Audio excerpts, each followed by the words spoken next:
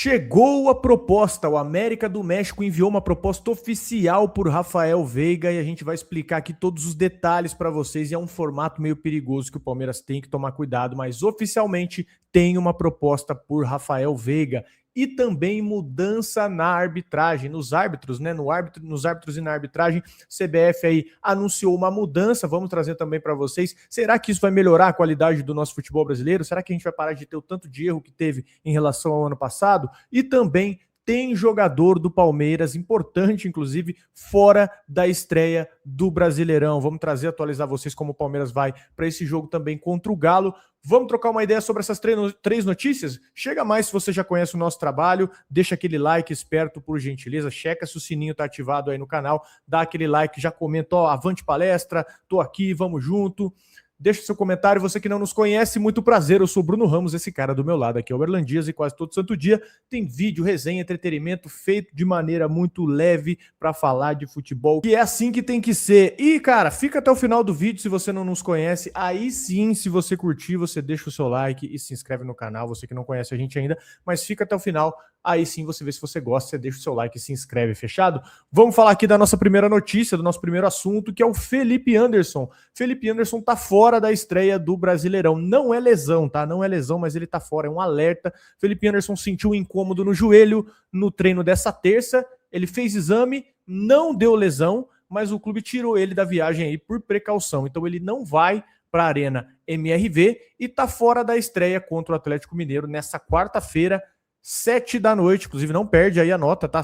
Amanhã, dia 28, 7 horas da noite tem Palmeiras e Galo, Galo e Palmeiras. E o detalhe que irrita aqui é o contexto, né? Ele tinha acabado de voltar de um período de transição por causa de um entorse no tornozelo no ano passado, ou seja, o cara mal reengrenou e já aparece mal um freio de mão aí para segurar o Felipe Anderson. E no pacote de desfalques segue aquele trio aí que você já vinha pensando, né? O Paulinho ainda na fisioterapia, tem o Lucas Evangelista e o Figueiredo em transição. E aí o Abel tende a repetir o que funcionou no clássico, com a dúvida ali do ataque, o Vitor Roque titular ou não, mas o desenho está sendo ventilado que é assim, ó, Carlos Miguel, Kelvin Gomes, Fux e Piquerez, Marlon Freitas, Andréas e Maurício, Alan, Vitor Roque, né? Vitor Roque é o Sousa, e Flaco Lopes. Isso é o tipo de desfalque aí que, lógico, você opta por poupar o cara, mas não dá para normalizar, né? Porque o Palmeiras precisa de constância física desses caras mais caros, desses caras mais experientes. E se o Felipe Anderson virar jogador de 30 em 30 minutos, o time perde demais. E engraçado, né? O cara, foi o que você falou para mim aqui no off, pô, é brincadeira, o cara ajudou a fundar a Itália, fez a pizza,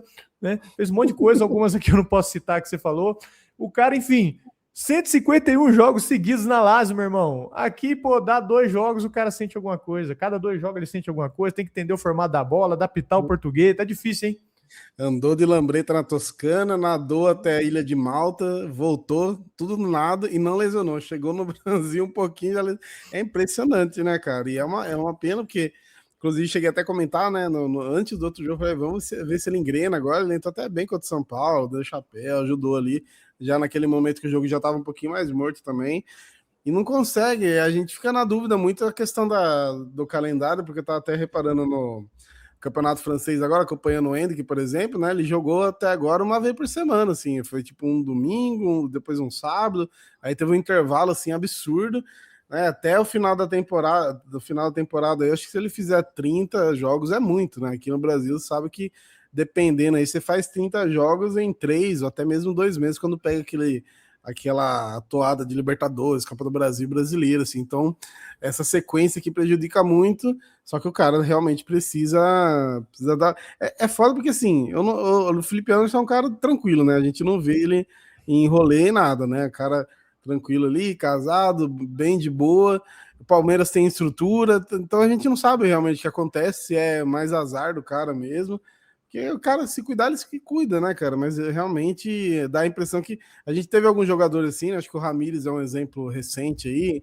Teve o Ricardo Goulart, que parece até hoje foi um delírio coletivo, que jogou no Palmeiras, né? Chegou, verdade. teve lesão também, foi embora, assim, foi muito estranho. Me parece que o Felipe Anderson está caminhando um pouquinho para isso. Tomara que não, tomara que realmente agora foi mais precaução, né? Não foi nenhuma lesão detectada. Foi parecido com o do Vitor Roque, né? O Vitor Roque sentiu dores no joelho também. Depois teve ali, foi preservado, não teve nenhuma lesão constatada e já voltou pro jogo. Tomara que seja só isso. E detalhe que, pô, você nota que quando ele pega na bola, ele é um jogador diferente, né? Ele realmente precisa de sequência, precisa engrenar, talvez até ter um pouco mais de sorte, quem sabe, né? Um esquema ali que o favoreça. O melhor momento dele no Palmeiras foi na direita, caindo para o meio, acho que foi começo de 25 ali, né? Por aí, mais ou menos um ano atrás, um dos melhores momentos dele no Palmeiras, mas torço pela recuperação, porque, cara, é um bom jogador, né? É um bom jogador. A gente não tá falando aqui de um cara que não tem entendimento com a pelota, é um cara que tem qualidade. Não dá para você exigir dele um protagonismo? Talvez, mas é um cara que sabe jogar. É um cara que tem as suas qualidades, tem muita qualidade, ninguém fica tanto tempo na Europa à toa, né? Então, torcer aí pro Felipe Anderson recuperar logo, mas pelo amor de Deus, que azar, hein, bicho? Pelo amor de Deus, 150 jogos lá na Itália e aqui, a cada 2, uma lesão. Então, torcer para a recuperação dele aí, que ele consiga voltar logo. E vamos falar da CBF, a CBF que vai fazer uma mudança aí em relação à arbitragem em 2026. A gente estava falando aqui agora de Galo e Palmeiras, né, do jogo, né, que vai ter.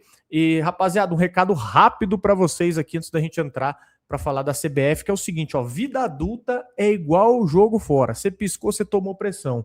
E acontece a mesma coisa agora no começo do ano. IPVA, multa, licenciamento, quando acumula, meu amigo, a pressão vem e aí você fica tomando calor ali, ó. Por isso existe o Gringo, o super app do motorista, o melhor amigo do motorista. Você resolve as pendências do seu carro sem ficar pulando de site em site, boleto perdido, fila e dor de cabeça. Então, ó, tem um QR Code aqui agora para você abrir, para você baixar, né, na verdade, o app do Gringo e também um link fixado tanto nos comentários quanto na descrição. Corre lá agora e baixa o seu app do Gringo, porque ó, você tem uma série de vantagens. No Gringo dá para você pagar o seu IPVA 2026, multa e licenciamento e ainda parcelar tudo em até 12 vezes no cartão.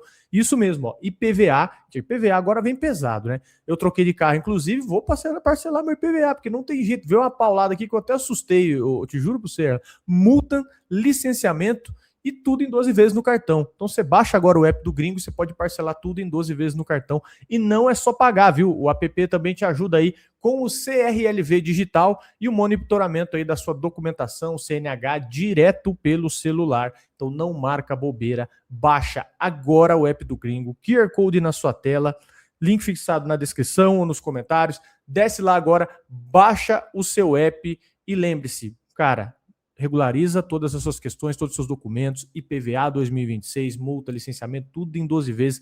Corre lá agora, baixa o app do Gringo e reorganiza teu caixa aí, tudo em até 12 vezes no cartão.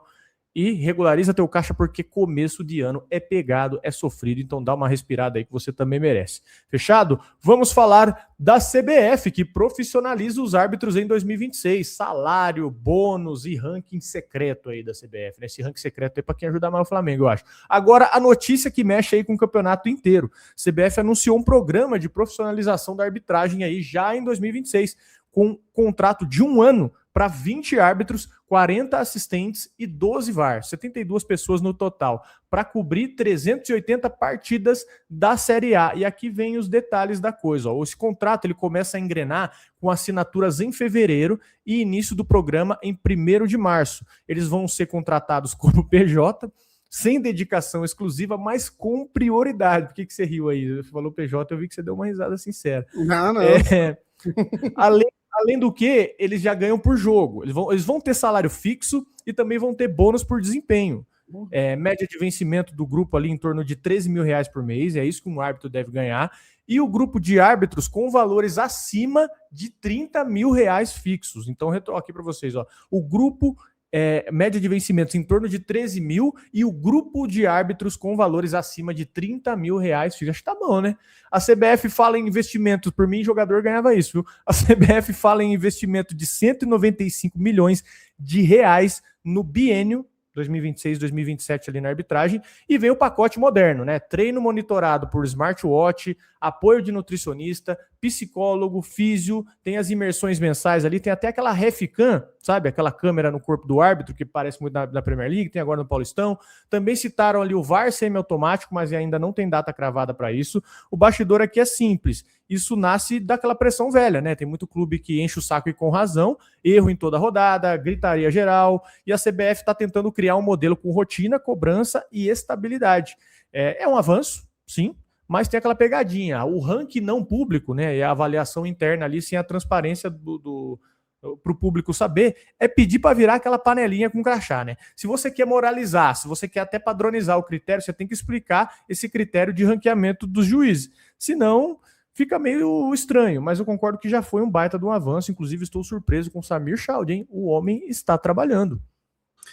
Então, em pouco tempo, né? Porque, claro que todas as mudanças da CBF, elas exigem tempo, mas ele já tá, desde que ele entrou, mudando, né? Vamos ver se vai dar certo. É aquele negócio, é igual qualquer pessoa que tem um cargo da importância que ele tem, não está fazendo mais do que obrigação. Então a gente meio que guarda um pouquinho para esperar se vai dar certo, mas até agora ele está pelo menos tendo iniciativa, né?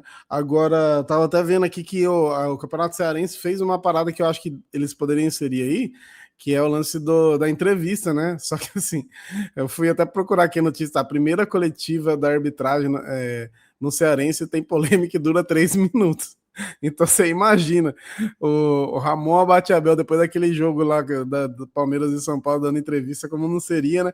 Daí você pega um setorista, por exemplo, do time, né, do São Paulo, do Palmeiras, o cara tá bravo que o time dele acabou de ser prejudicado pela arbitragem, ele vai perguntar pro árbitro, a gente imagina, vai ter que ter um decoro aí, mas eu inseriria isso, se o Samir me ligasse agora e perguntasse o que falta para mim, é isso aí, mano, os caras também falaram e também darem a cara, porque eles são os grandes responsáveis por muita coisa, né, tem campeonatos decididos pela arbitragem, jogos totalmente decididos pela arbitragem, e às vezes não é nem um gol anulado, né, um impedimento, às vezes igual o Wilton Pereira, o Wilton controla o jogo, o Thiago Leifert chama ele de safety car, né, que o jogo tá engrenando, ele segura o jogo, ele faz isso, e Palmeiras e Flamengo ele sempre faz isso, ele tinha que explicar também essas paradas, né, então acho que eu só inseriria isso, mas é um processo, né, um processo demorado, porque realmente, assim, são anos do futebol brasileiro profissional sendo levado de maneira amadora, que você imagina, né, você falou o salário aí, que é um salário bom, inclusive eu tô pensando em começar a fazer curso de árbitro agora, depois desse salário aí, mas assim, que a gente falou aqui de árbitro apitar um Palmeiras e Corinthians no domingo e no outro dia tá apitando Várzea, né, tem que viajar para trampar, assim, é muita coisa, então é um caminho, vamos ver se melhora, tomara. Enfim, deixa aí nos comentários o que você pensa a respeito com essa profissionalização da arbitragem, vamos ver se realmente melhora. Ano passado virou tema, né? Virou questão aí, principalmente, né, nos lances do Palmeiras, né? O pessoal falava como se nenhum outro time fosse aí prejudicado ou beneficiado pela arbitragem. Vamos ver agora como é que a coisa funciona e aguardar, né? Aguardar, porque deve ser assim uma melhoria muito boa para o futebol brasileiro. Até o momento, o Samir Chaldin aí mostrando avanços aí, pelo menos nas melhorias do futebol. E vamos falar de Veiga, porque chegou proposta, meu amigo. Tem proposta do América do México. Agora tem uma proposta oficializada e também um formato perigoso. O América do México fez a primeira proposta para o staff do Veiga e o formato ele até exige atenção, tá? É um empréstimo com opção de compra. Nós antecipamos para vocês ontem que poderia ser 2 formatos. A compra seca, dá o jogador aí, vambora, você pode ficar com a porcentagem, ou vamos tentar um empréstimo com opção de compra. O Palmeiras reconhece que tem conversa rolando, mas ainda não recebeu aquela oferta formal no papel, porque as partes ainda estão tentando acertar um formato final entre eles. Então, com o staff do Veiga, já tem um empréstimo com opção de compra. E por que isso importa? Porque o empréstimo com opção, ele pode ser 2 coisas. Ele pode ser aquele negócio de verdade, né? Os valores bons, opção de compra bem amarrada, ou o jeito de empurrar a decisão. Você baixa o preço e depois você joga o risco pro Palmeiras. E o América, ele tá indo forte porque o André Jardine colocou o Veiga como um dos desejos dele lá. E do lado do Palmeiras, o Abel já deixou claro ali o roteiro. Ele conta com o Veiga, mas a decisão passa pela diretoria e pelo próprio jogador. Usando até o Everton como exemplo aí, de cara que tava nos planos até e decidiu sair. E o contexto do Veiga, para ninguém fingir, né, que é só mais um, ele tem contrato até março de 2027, entrou no último jogo contra o São Paulo, né, inclusive. 11 títulos e é um dos caras mais vitoriosos da história do clube. Em 2025, não desde 2025, né, 2023, dá para se dizer, ele oscilou, teve lesão, né, em 2025, mas mesmo assim ele fechou com 53 jogos, 7 gols e 11 assistências. Até os caras falando, o bicho tá sumido, né? Até os caras falando que tá sumido, ele ainda tem número. E as melhores temporadas dele, as temporadas monstruosas dele, né, foi 2022, que ele tem 21 gols e 7 assistências, e 2024, que, cara, é ontem, né, 2024, 20 gols e 7 assistências. Se o papo for por empréstimo com uma opção sem garantia, eu acho que é furada pro Palmeiras. Eu não sei a opinião de vocês. O Veiga, acho que não sei se ele é jogador para teste, né? Se ele for sair, tem que ser com dinheiro garantido e até mesmo o Palmeiras já tem uma reposição pronta, né? Porque vendeu o Veiga e até depois repor com uma aposta, é difícil você ficar um ano inteiro ali sem um jogador que, por mais que hoje não seja importante, já foi importante pro time, né? Porque uma vaga dele ali, se colocar alguém na vaga dele, você tem que pôr alguém importante, principalmente repor caixa, né? Então, esse processo aí dessa saída do Veiga tem que ter um cuidado grande demais mesmo, né, cara? Porque o do Everton a gente já viu como foi, já teve outras saídas aí. Inclusive, eu vi uma foto esses dias que me deixou até um pouquinho triste daquele time de 2022, já só sobrou o Piquerez e o Veiga, né? Se eu não tiver, até o Gomes, acho que é os três. Acho que os três, né? Daquele de 22 ali. Se eu não estiver enganado. O América do México estava para se desfazer de dois ou um jogador estrangeiro lá, parece que um já saiu, então eles já abriram essa vaga, que era uma parada que estava sendo empecilho, né? Então o movimento está totalmente acontecendo. A gente vê muita imprensa mexicana falando, os torcedores do América do México fazendo o edit do Rafael Veiga, né? Com os lances dele. Então o Palmeiras tem que tomar cuidado mesmo para não perder dinheiro, porque você vai perder um ativo, um ídolo do clube também e tal. Então tem que tomar cuidado para não perder dinheiro e deixar tudo bem amarradinho, né? E aí também empurra assim, se for, empurra para uma decisão mais tardia, quando você empresta, aí você também empurra um pouquinho para a responsabilidade do jogador, né? Dele ir bem lá e os caras falam, não, vamos comprar mesmo. Ou ele continuar, se ele continuar jogando o que ele tá jogando aqui, eu não sei se os caras comprariam. Mas aí, se ele conseguir retomar o bom futebol, aí acho que é praticamente uma certeza, né? Porque o Campeonato Mexicano é um campeonato bom, a gente já teve dificuldades contra times de lá, mas a gente costuma ver muitos jogadores que saem daqui, às vezes questionados, e conseguem desenvolver muito bem lá. Dito isso, você aceitaria o empréstimo ou só venda? Cara, eu acho que eu aceitaria de início, sim, né? Eu acho melhor do que ele ficar aqui sem desenvolver também, sabe? Você vê que até agora, desde, igual você falou, né? Já faz um tempo já que ele não tá muito bem, então acho que sim, né? Mas tem esse risco aí dele não jogar. Mas eu arrisco dizer que ele jogaria pra caramba, velho. Eu arrisco dizer assim, que ele chegaria lá, tomaria conta assim, da posição e facilmente depois os caras comprariam. Assim. Enfim, e você que está nos ouvindo aí, deixa nos comentários, você venderia, aceitaria o empréstimo primeiro de tudo do Rafael Veiga ou só mediante venda? Deixa nos comentários aí, tô curioso para saber a sua opinião. E cara, você que chegou até o fim do vídeo aqui, bicho, deixa o like, por gentileza, é muito importante pra gente, sinal que talvez você tenha curtido o vídeo te agregou de alguma maneira.